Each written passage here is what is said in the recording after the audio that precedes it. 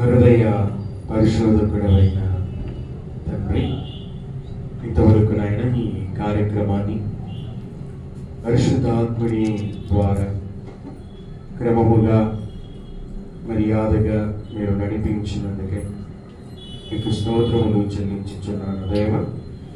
ఈ సమయంలో మీ దాసుడనైనా నేను నాయన ఈ మాటలు చెప్పబోచుకుంటుండగా నన్ను బలపరచు దేవ.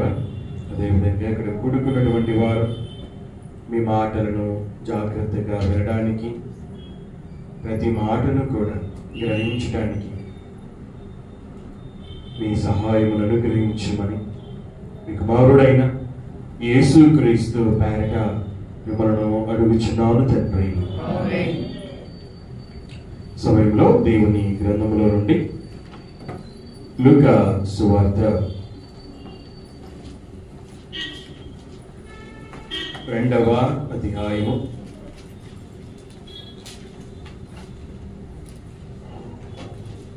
8వ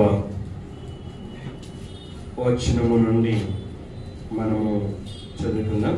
ఆ దేశంలో కొందరు గొర్రెల కాపరులు పురములో ఉండి రాత్రివేళ మందను కాచుకొనుచుండగా ప్రభువు దూత వారి యొద్దకు వచ్చి నిలిచారు. ప్రభువు మహిమ వారి చుట్టూ ప్రకాశించినందున వారు మిక్కిలి భయపడారు. అయితే ఆ దూత భయపడకుడి, ఇదిగో ప్రజలందరికీ కలగబో మహా సంతోషకరమైన సువర్తమానము నేను మీకు తెలియజేయుచున్నాను. దావీదు పట్టణమందు నేడు రక్షకుడు మీ కొరకు పుట్టి ఉన్నాడు. ఈయన ప్రభు అయిన క్రీస్తు. దానికి ఇదే మీకు ఆనవాలు. ఒక శిశువు పొత్తిగుడులతో చుట్టబడి ఒక తొట్టిలో పండుకొని మీరు చూసేదరని వారితో చెప్పారు. వెంటనే పరలోక సైన్య సమూహము ఆ దూతతో కూడా నుండి సర్వోన్నతమైన స్థలములలో దేవునికి మహిమయు ఆయన ఇష్టమైన మనుషులకు భూమి మీద సమాధానమును కలుగును కాక అని దేవుని స్తోత్రము చేయుచున్నారు. 15వ వచనాన్ని నేను మీ కొరకు చదువుతాను. ఆ దూతలు తమ యొద్ద నుండి పరలోకమునకు వెళ్ళిన తర్వాత ఆ గొర్రెల కాపరులు జరిగిన ఈ కార్యమును ప్రభువు మనకు తెలియజేయించి ఉన్నాడు. మనము బేత్లెహేము వరకు వెళ్ళి చూతము రండని ఒకనితో ఉన్నొకడు చెప్పుకొని, ఈ సమయంలో గొర్రెల కాపరుల జీవితం నుండి కొన్ని పాఠములను మనము నేర్చుకుందాం. గొర్రెల కాపరులు ఖచ్చితంగా ఎంతమంది అన్నటువంటి సమాచారాన్ని లూకా గారు రాయలేదు. వీరి పేర్లేంటి అని కూడా వ్రాయబడడాన్ని మనము చదువుకున్నాం. గొర్రెల కాపరులో దేవుని చేత వర్తమానమును విన్నారు.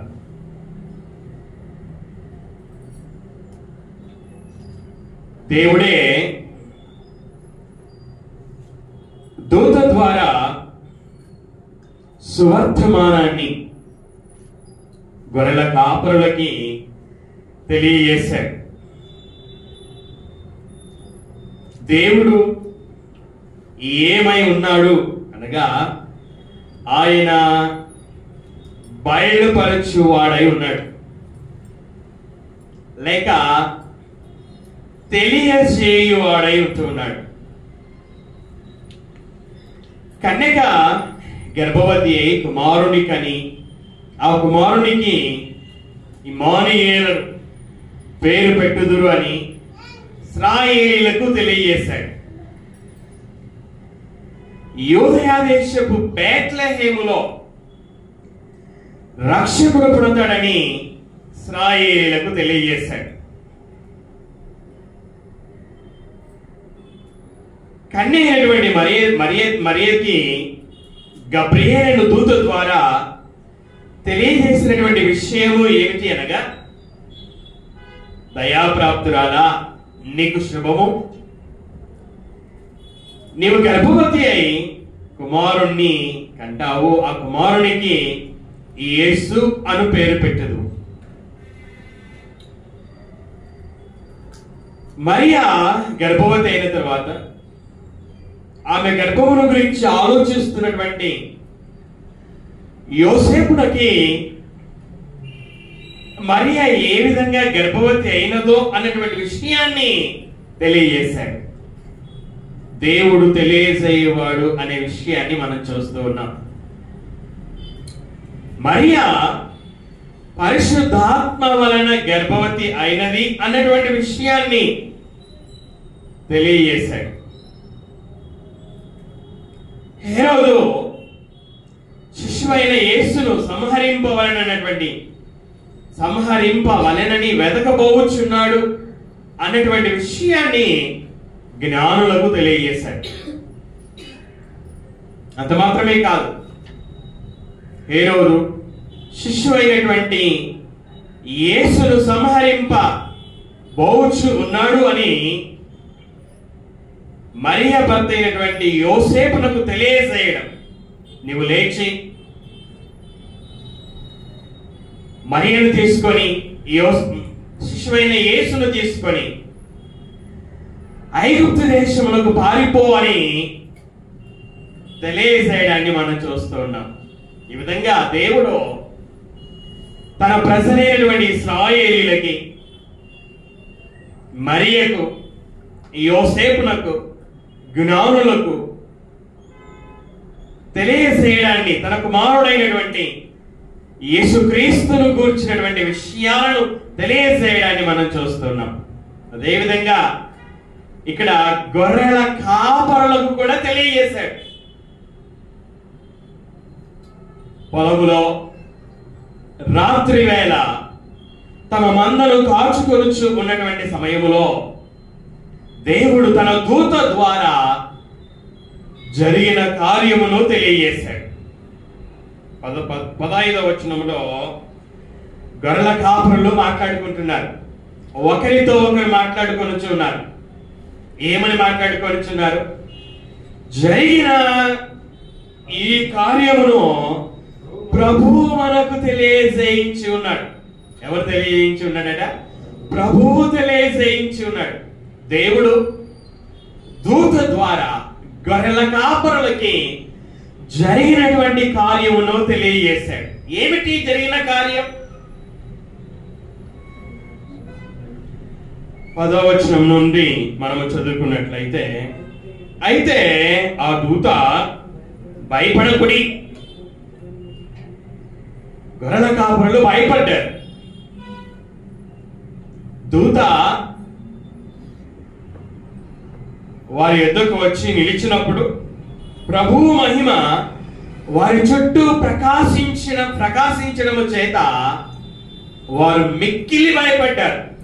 భయపడినటువంటి సందర్భంలో దూత వారితో చెప్పినటువంటి మాటలు, భయపడకుడి, ఇదిగో ప్రజలందరికీ కలగబో మహా సంతోషకరమైనటువంటి సువర్తమానము నేను మీకు తెలియజేయుచున్నాను. దేవుడు దూతకు తెలియజేశాడు. దూత గొర్రెల కాపురులకు తెలియజేస్తూ ఉంటున్నాడు. గొర్రెల కాపురులు ఒకరితో ఒకరు చెప్పుకున్నటువంటి మాట, జరిగిన ఈ కార్యమును ప్రభువు మనకు తన దూత ద్వారా తెలియజేయించి ఉన్నాడు. జరిగిన ఈ కార్యం, ఏ కార్యము జరిగింది? ఏ కార్యాన్ని దేవుడు తన దూత ద్వారా తెలియజేశాడు? ప్రజలందరికీ కలగబో మహా సంతోషకరమైన సువర్తమానము నేను మీకు తెలియజేయుచున్నాను. మహా సంతోషకరమైన సువర్తమానము ఏమిటి అనగా, దావీదు పట్టణమందు అనగా బేత్లెహేములో రక్షకుడు మీ కొరకు పుట్టి ఉన్నాడు. ఆ రక్షకుడు ప్రభువైన క్రీస్తు. దానికి ఇదేమి కానవాలు? ఒక శిశువు పొత్తి గుడ్డలతో చుట్టబడి తొట్టిలో పరుండబెట్టి ఉన్నట చూచెదరు. జరిగిన కార్యం ఇది. రక్షకుడు బేత్లెహేములో పుట్టడం జరిగిన కార్యం. రక్షకుడు దావీదు పట్టణమైనటువంటి బేత్లెహేములో పుట్టాడు ఆ రక్షకుడు యేసుక్రీస్తు అన్నటువంటి విషయాన్ని దేవుడు రాత్రి వేళ పొలములో తమ మందను కాచుకొనుచున్నటువంటి గొర్రెల కాపరులకు తెలియజేశాడు. దేవుడు తెలియజేయవాడు అని నేను జ్ఞాపకం చేశాను. దానియేలు పుస్తకంలో 2వ అధ్యాయంలో దానియేలు గారు దేవునికి స్తుతులు చెల్లించే సమయంలో ఈ మాటను ఉపయోగిస్తాడు. బయలుపరచువాడు అనే మాటని ఉపయోగిస్తాడు. దానియేలు పుస్తకము 2వ అధ్యాయము 22వ వచనాన్ని నేను మీ కొరకు చదివి వినిపిస్తాను.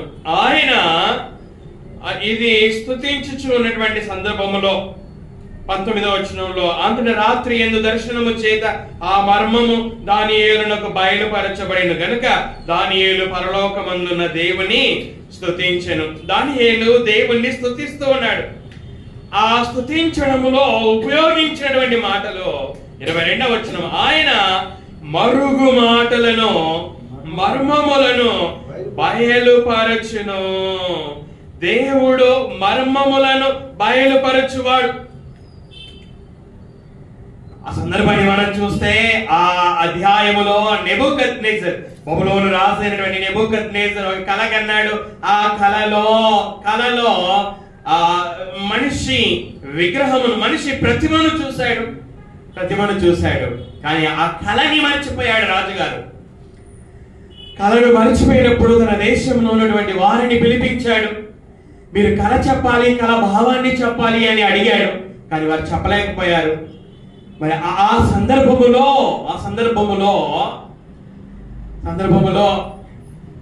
దానియేలుకు ఆ మర్మము బయలుపరచబడింది.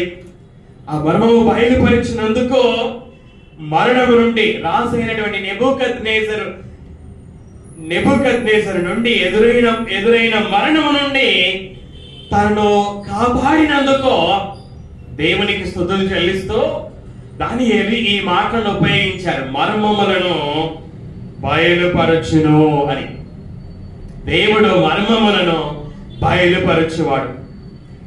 రక్షకుడైన యేసుక్రీస్తు వారు బేత్లెహేములో పుట్టాడు.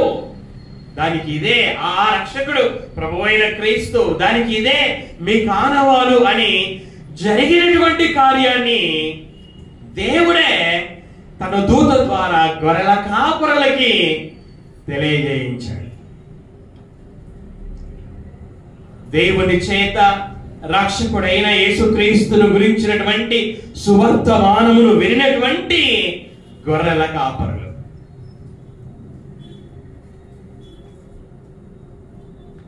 వినగలిగినటువంటి వారు. బైబిల్లో వెనుటకు చెవులు గలవాడు వినుగాక అనే మాటలు వ్రాయబడడాన్ని మనం చూస్తాం. వినుటకు చెవులు గలవాడు వినుగాక అంటే విని అర్థం చేసుకున్నవాడే నిజంగా చెవులు ఉన్నటువంటి వాడు. వినినా అర్థం చేసుకొనని వాడు నిజంగా చెవులు ఉన్నటువంటి వాడు కాడు. గొర్రెల కాపురలో సువర్తమానాన్ని విని గ్రహించినటువంటి వారు,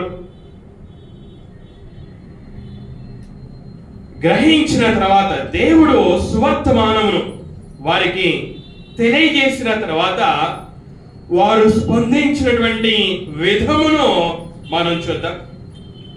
లూకా సువార్త అదే 2వ అధ్యాయము 15వ వచనాన్ని మనం మరలా చదువుకుందాం. ఆ దూతలు తమ యుద్ధ నుండి పరలోకములకు వెళ్ళిన తర్వాత ఆ గొర్రెల కాపరులో జరిగిన ఈ కార్యమును ప్రభువు మనకు తెలియజేయించి ఉన్నాడు.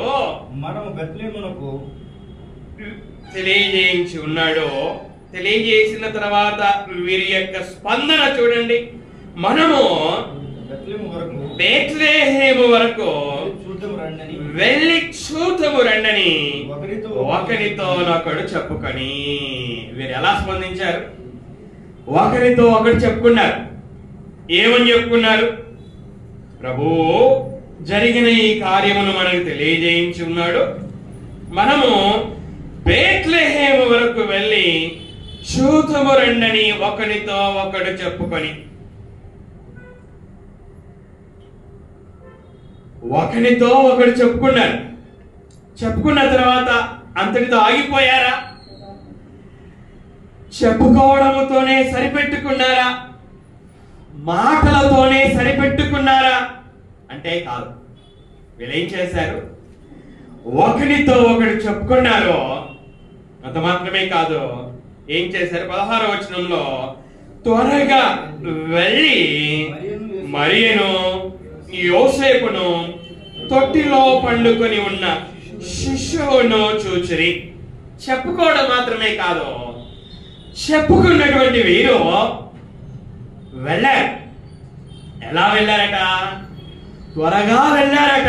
అంటే ఆ సువర్తమానాన్ని విన్న తర్వాత ఆ సువర్తమానమును మరి చూడాలి అని, రక్షకుణ్ణి చూడాలి అని, రక్షకుడైన యేసుక్రీస్తును చూడాలి అని వారు త్వరపడినట్లుగా మనం చూస్తాం. జ్ఞానులో గత ఆదివారము జ్ఞానుల గురించి మనం నేర్చుకున్నాం. తూర్పు దిక్కున నక్షత్రాన్ని చూసినటువంటి వారు యూదుల రాజు పుట్టాడు కనుక మేము యెరూషలేముకి వెళ్ళాలి, ఆయనను పూజించాలి అని సిద్ధపడి ప్రయాణం చేసి యెరూషలేముకు చేరుకొని, యెరూషలేము నుండి బేత్లెహేముకు చేరుకొని యేసుక్రీస్తు ఉన్నటువంటి ఇంటి దగ్గరికి వచ్చి ఇంటిలోనికి వెళ్ళి శిశువును చూచి సాగిలపడి పూజించి విలువైన కానుకలను, బంగారము, బోళం, సామ్రాణిని సమర్పించినట్లుగా గత ఆదివారం మనం నేర్చుకున్నాం. నక్షత్రమును చూచి యూదుల రాజు పుట్టాడని తెలుసుకున్న తర్వాత జ్ఞానులు స్పందించినటువంటి విధమది.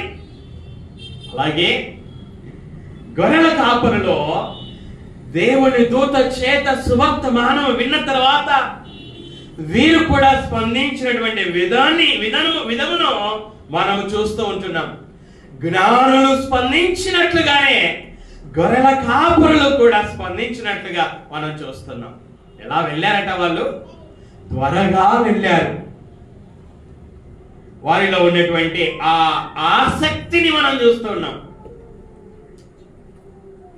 హేరోదు రాజు కూడా విన్నాడు,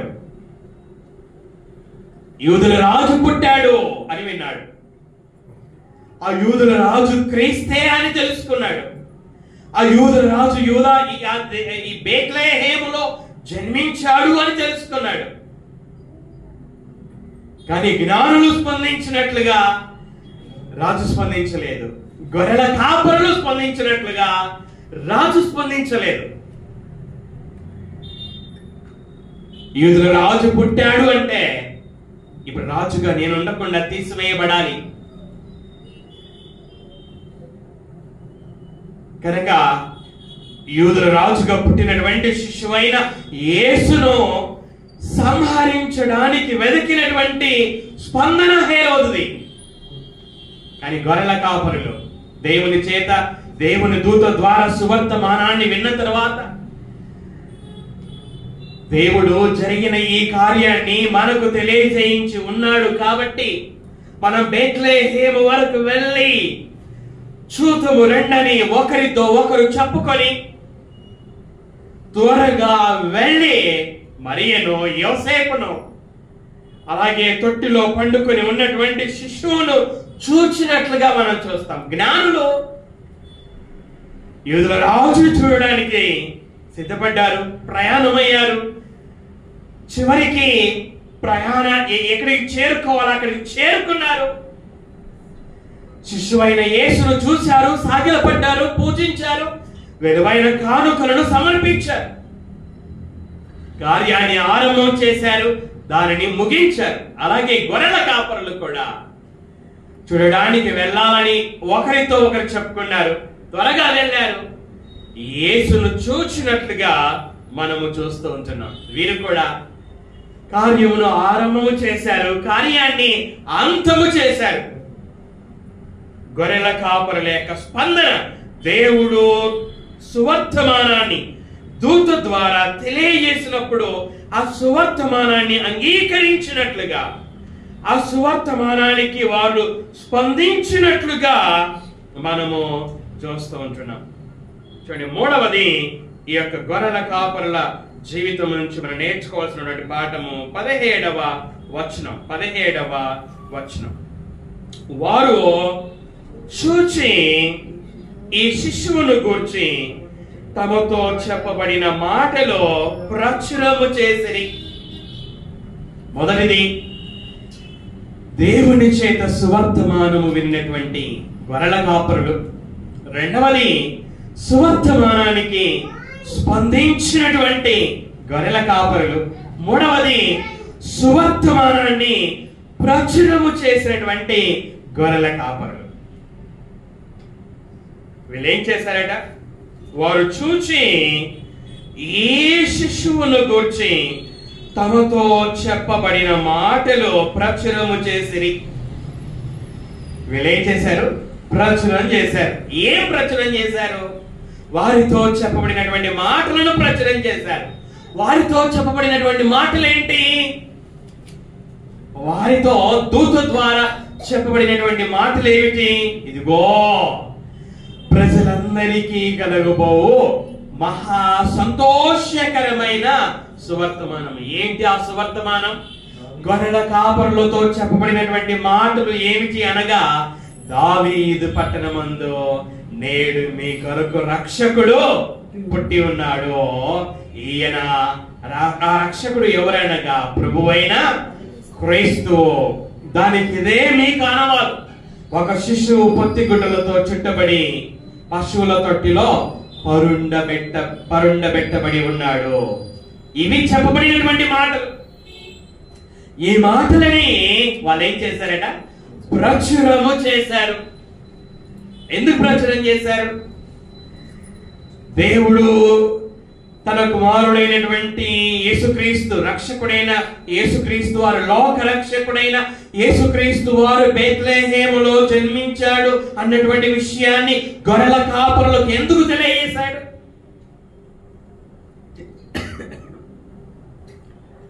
దూత ద్వారా సువర్తమానాన్ని, అనగా రక్షకుడు పుట్టి ఉన్నాడు అన్నటువంటి అని వినినటువంటి మరియు చూచినటువంటి గొర్రెల కాపరులో వారు చూచిన ఈ సువర్తమానాన్ని ఎందుకు ప్రచురం చేశారు? దేవుడు ఎందుకు గొర్రెల కాపరులకు తెలియజేశాడు? గొర్రెల కాపరులు ఎందుకు ఇప్పుడు ప్రచురం చేశారు? జవాబు ఒకటే, ఆ సువర్తమానము ప్రజలందరూ వినాలి. దూత చెప్పిన మాట అదే కదా, ప్రజలందరికీ కలగబోవు మహా సంతోషకరమైన సువర్తమానం. సువర్తమానము కేవలం గొర్రెల కాపరులకు మాత్రమే కాదు, కేవలము జ్ఞానులకు మాత్రమే కాదు, కేవలం హేరోదుకు మాత్రమే కాదు, మరియా యోసేపులకు మాత్రమే కాదు. సువర్తమానము కేవలం ఇశ్రాయేలీయులకు మాత్రమే కాదు, సువర్తమానము ప్రజలందరికీ. మరియా ఇశ్రాయేలీయురాలు, యోసేపు ఇశ్రాయేలీయుడు, గొర్రెల కాపరులు ఇశ్రాయేలీయులు, జ్ఞానులు ఇశ్రాయేలీయులు కానటువంటి వారు. ఇశ్రాయేలీయులు కానటువంటి వారు కూడా నక్షత్రమును చూచి యూదుల రాజు పుట్టాడని తెలుసుకున్నారు. ఇశ్రాయేలీయులు కానటువంటి వారు కూడా రక్షకుడు పుట్టి ఉన్నాడు, ఈయన ప్రభు అయిన క్రీస్తు అనే సువర్తమానము ఇశ్రాయేలీయులకు మాత్రమే కాదు, ఇశ్రాయేలీయులు కానటువంటి వారికి కూడా, ప్రజలందరికీ, భూమి మీద ఉన్నటువంటి ప్రజలందరికీ సువర్తమానం. ప్రజలందరూ ఈ సువర్తమానం వినాలి. ప్రజలందరూ ఈ సువర్తమానం విని మహా సంతోషమును అనుభవించాలి. అందుకే దేవుడు గొర్రెల కాపరులకు తెలియజేశాడు.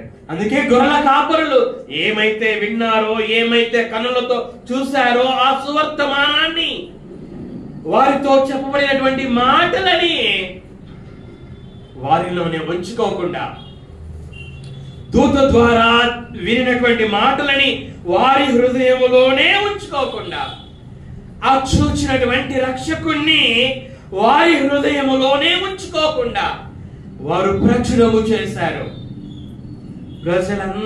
ప్రజలందరూ సువర్తమానం వినాలి, వారందరికీ వారందరూ మహా సంతోషమును అనుభవించాలి.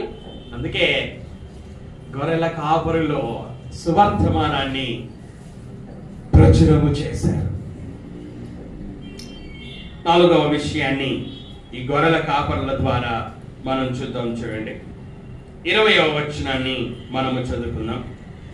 అంతటా ఆ గొర్రెల కాపరులు తమతో చెప్పబడినట్టుగా తాము విన్న వాటిని కన్న వాటినన్నిటినీ గూర్చి దేవుని మహిమపరచుచు స్తోత్రము చేయుచు తిరిగి వెళ్ళిరి.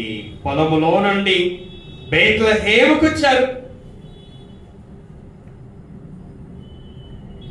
పొలంలో ఉన్నప్పుడు దూత ద్వారా సువర్తమానాన్ని విన్నారు. ఆ సువర్తమానాన్ని విన్న తర్వాత బేత్లెహేము వరకు వెళ్ళి మనము చూద్దాము రండి అని చెప్పుకున్నారు. త్వరగా వెళ్ళారు, యేసును చూశారు. యేసును చూసిన తర్వాత తమతో చెప్పబడిన మాటలు ప్రచురము చేశారు. ఇక్కడ రాయబడి ఉంది, తమతో చెప్పబడినట్టుగా తాము విన్న వాటిని కన్న వాటినన్నిటిని గూర్చి దేవుని మహిమపరచుచు స్తోత్రము చేయుచు తిరిగి వెళ్ళిరి. పొలములో దూత ద్వారా సువర్తమానం విని బయలుదేరారు. ఆ సువర్తమానాన్ని కన్నులారా చూశారు. చూసిన తర్వాత తిరిగి వెళ్ళారు. తిరిగి వెళ్ళుచూ ఉన్నప్పుడు వీరు చేసినటువంటి దానిని మనము చూస్తూ ఉన్నాం.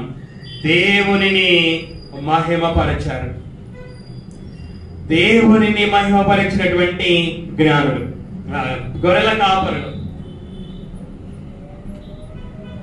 పౌలు గారు కొరింథీ పట్టణంలో స్థాపించబడినటువంటి సంఘానికి వ్రాస్తూ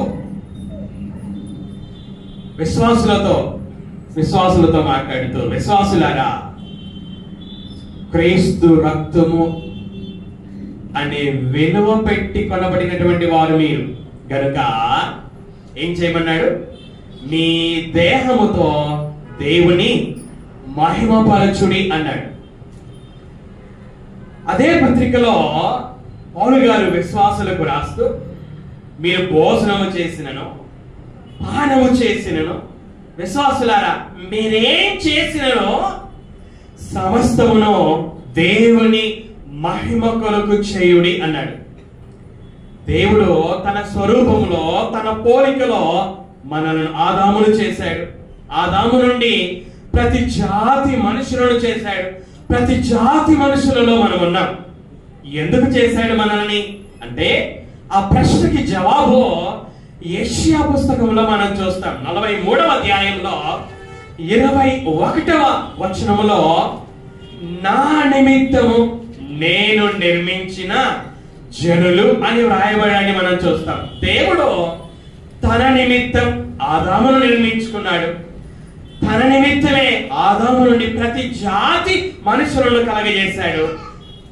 ఇక్కడ ఉన్నటువంటి మనల్ని కూడా తన నిమిత్తమే కలగజేసుకున్నాడు. ఇక్కడ ఉన్నటువంటి మనం అందరం కూడా ఆయన నిమిత్తం కలగజేయబడినటువంటి వారం. దీనిని మనము గ్రహించవలసినటువంటి వారం, దీనిని మనము అనుసరించవలసినటువంటి వారం. తన నిమిత్తము అనగా దేనికి? 7వ వచనంలో యెషయా గ్రంథం 43వ అధ్యాయం 7వ వచనంలో చూస్తే, నా మహిమ నిమిత్తము నేను సృజించిన వారిని అని వ్రాయబడి ఉంటుంది. మన జన్మకు గల కారణము ఏమిటో అక్కడ వ్రాయబడి ఉంది. తన నిమిత్తము అనగా తన మహిమ నిమిత్తము మనల్ని, తన మహిమ నిమిత్తము దేవుడు తన కొరకు మనల్ని చేసుకున్నాడట. తన కొరకు. ఎందుకు అంటే ఆయన మహిమ నిమిత్తం, అనగా మనము ఆయనను మహిమపరచాలని. అదే విషయాలను మన జ్ఞాపకం చేసుకున్నాం. పౌలు అదే విషయాలను చెప్పాడు కదా, మీ దేహముతో దేవుణ్ణి మహిమపరచుడి. గొర్రెల కాపరులు ఇప్పుడు అదే చేస్తున్నారు. ఏం చేస్తున్నారు వాళ్ళు? దేవునిని మహిమపరిచారు. ఎలా మహిమపరిచారు? స్తోత్రాలు చెల్లించుచు దేవునిని మహిమపరిచారు. అంటే స్తోత్రాలు చెల్లిస్తే దేవునికి మహిమ కలుగుతుందా? అవును. 150వ కీర్తన, 150 కాదు, 50వ కీర్తన 23వ వచనాన్ని మనం చదువుకుంటే, 50వ కీర్తన 23వ వచనాన్ని మనం చదువుకుంటే, స్తుతి యాగము అర్పించువాడు నన్ను మహిమపరచుచున్నాడు. స్తోత్రము, దేవునికి స్తోత్రములు ఎవరు చెల్లిస్తారో వారు దేవునిని మహిమపరచుచు ఉన్నారు. గొర్రెల కాపరిలో దేవునిని మహిమపరచాలి. ఎలా మహిమపరిచారు? స్తోత్రాలు చెల్లించు. ఏమని స్తోత్రములు చెల్లించారు దేవునికి? దేనిని బట్టి, వేటిని గూర్చి దేవునికి స్తోత్రాలు చెల్లించుచు ఆయన మహిమపరిచారంటే, తాము విన్న వాటిని, కన్న వాటినన్నిటిని గూర్చి, విన్న వాటిని గూర్చి, కన్న వాటిని గూర్చి దేవుని మహిమపరచుచు స్తోత్రములు చెల్లించారు. ఏం విన్నారు? దావీదు పట్టణమందు రక్షకుడు పుట్టాడు అని విన్నాడు. ఆ రక్షకుడు ప్రభు అయిన క్రీస్తు అని విన్నారు. దానికి ఇదేమి కానవాలు, ఒక శిశువు పత్తిగుడ్డలతో చుట్టబడి పశువుల తొట్టిలో పరుండబెట్టి ఉంటాడు అని విన్నారు. ఏం కన్నారు?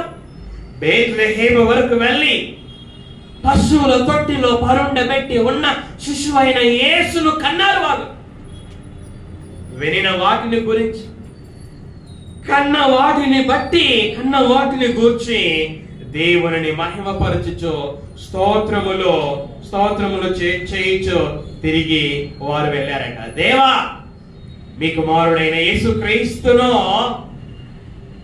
మా కొరకు ఈ లోకానికి పంపావు.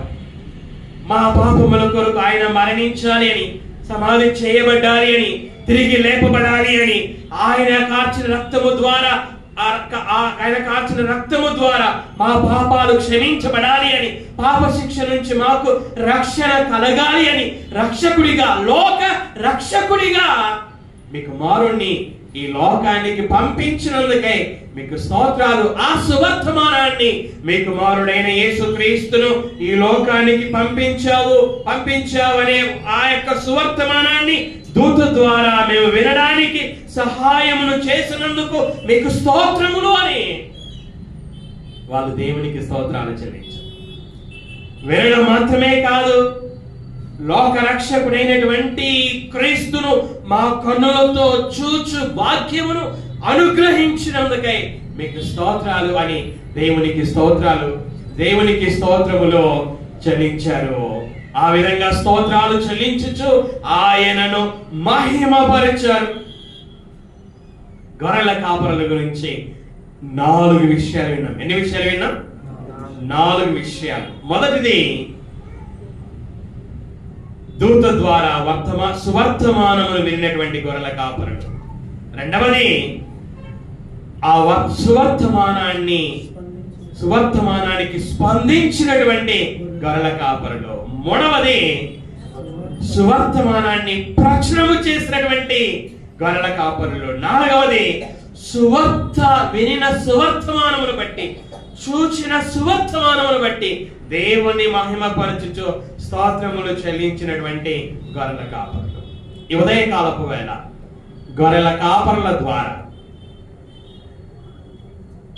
మనం నేర్చుకోవాల్సినటువంటి పాఠం ఏమిటి? వారు సువర్తమానాన్ని విన్నారు, మనం కూడా వింటున్నాం. ఇప్పుడు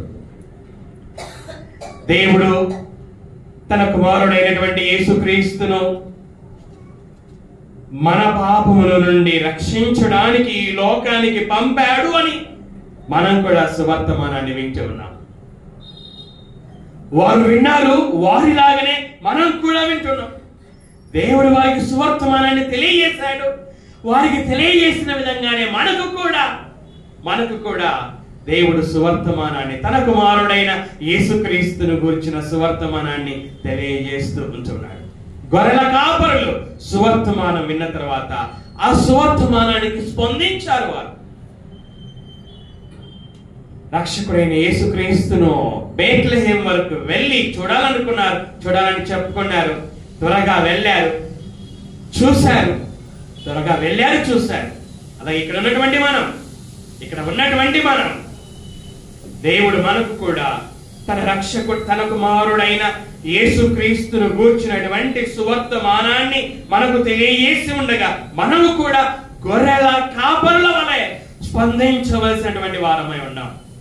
ఆ రోజు వారు ముఖాముఖిగా యేసుక్రీస్తును చూశారు. ఈ రోజు మనము ముఖాముఖిగా యేసుక్రీస్తును చూసే అవకాశం మనకు లేదు. ఎందుకంటే యేసుక్రీస్తు వారు ఈ రోజు తండ్రి అయిన దేవుని కుడి పార్శ్వమున పరలోకంలో కూర్చొని ఉన్నాడు. కనుక ముఖాముఖిగా వారు చూసినట్లుగా మనం చూసే అవకాశం లేదు. కానీ వారు విన్నట్లుగా మనం కూడా విను అవకాశం మనకున్నది. వింటూ ఉన్నాం. మనం వారు సువర్తమానాన్ని విన్నారు, మనం కూడా విన్నాం, వింటూ ఉన్నాం. ఇప్పుడు కూడా వారు స్పందించినట్లుగా మనం వినుచున్నటువంటి సువర్తమానానికి స్పందించవలసి ఉన్నాం. వారు యేసును వెళ్ళి చూశారు. మనం ఈరోజు యేసును మన రక్షకునిగా అంగీకరించవలసినటువంటి వారమై ఉన్నాం. యోహాను సువార్తలో రాయబడి ఉంది, తన్ను ఎందరు అంగీకరించిరో అనగా తన నామమందు విశ్వాసముంచిన వారికి దేవుని పిల్లలగుటకు ఆయన అధికారము అనుగ్రహించడం. అంగీకరించడం, సువర్తమానమును అంగీకరించడము అనగా విశ్వాసం ఉంచడం. ఎవరు యందు విశ్వాసం ఉంచడం? యేసు యందు, దేవుడు పంపినటువంటి యేసు యందు విశ్వాసం ఉంచడం. ఏమని విశ్వాసం ఉంచాలి?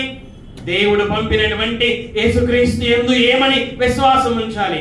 దేవుడు యేసుని ఈ లోకానికి నీ కొరకే పంపాడని, యేసుక్రీస్తు వారు నీ పాపములను తీసివేయట కొరకు రక్తం కార్చి మరణించాడని, సమాధి చేయబడ్డాడు అని, మూడవ దినమున తిరిగి లేపబడ్డాడు అని, యేసుక్రీస్తు కార్చిన రక్తము ద్వారానే దేవుడు నీ పాపమును కడిగి పవిత్రపరిచి నీ పాపమును క్షమిస్తాడు అని హృదయంలో విశ్వాసం ఉంచాలి.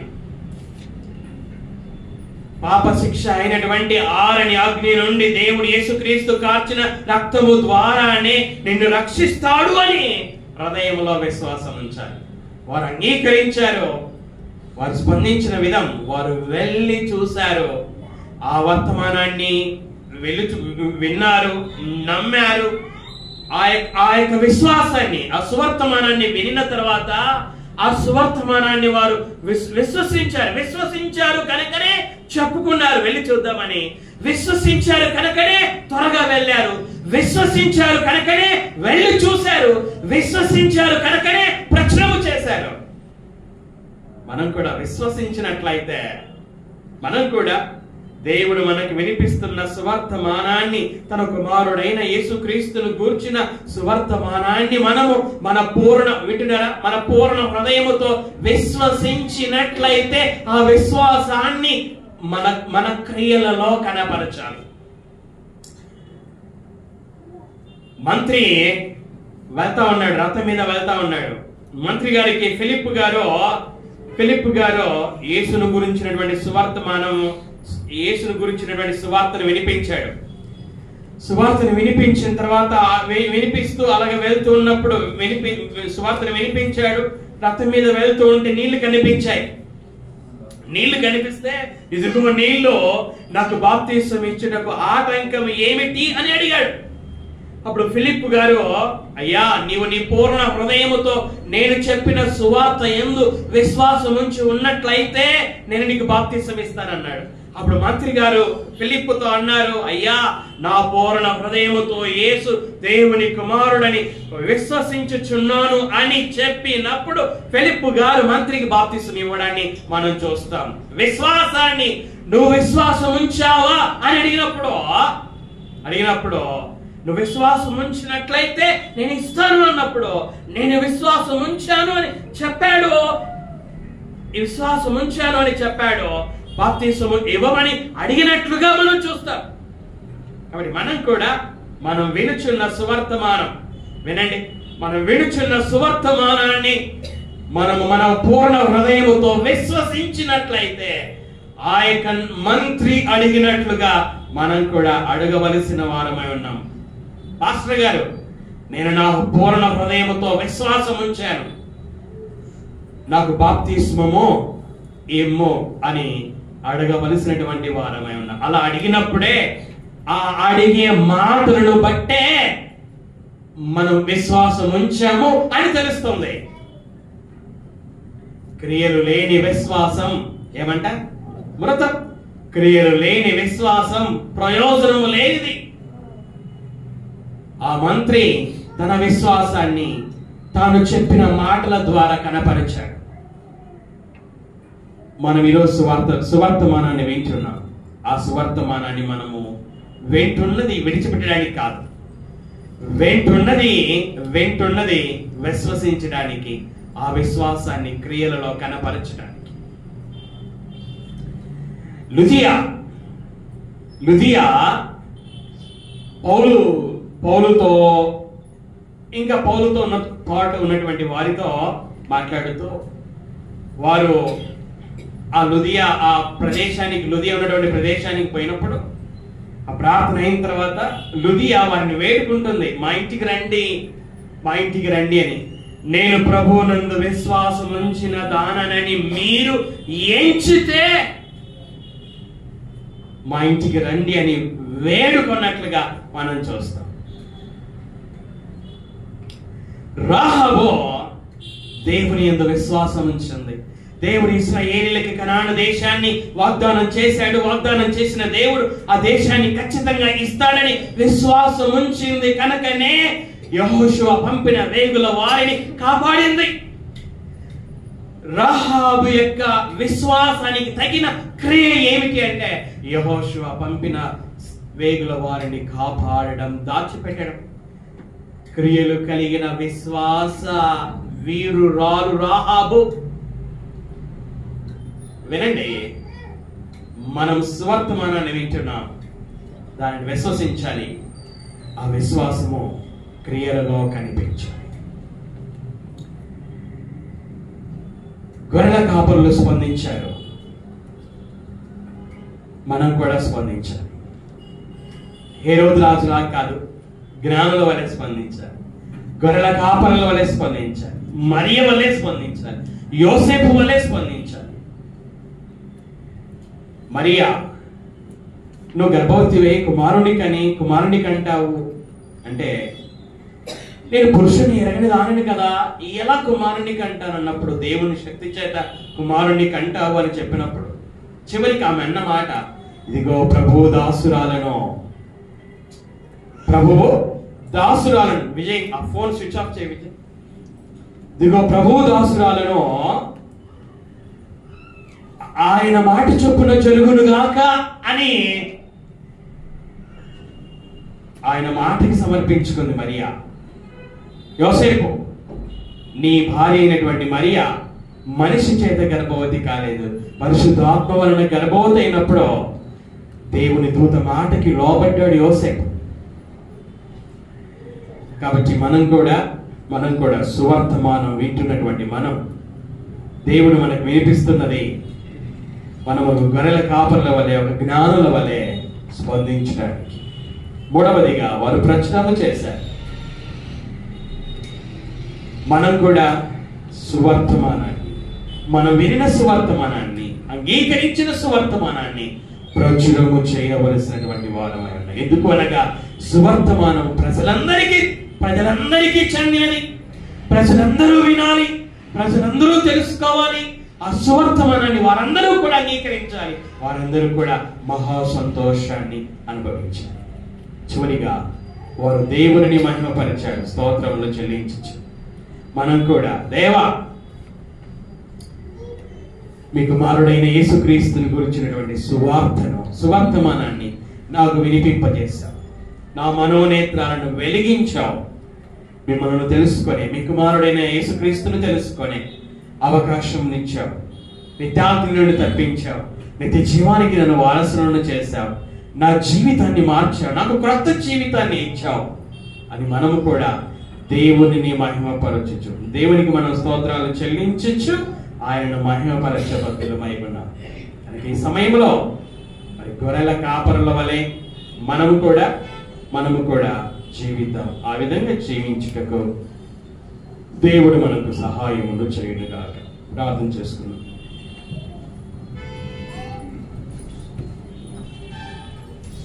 ప్రార్థనలో ఏకీభవిద్దాం అందరము కూడా.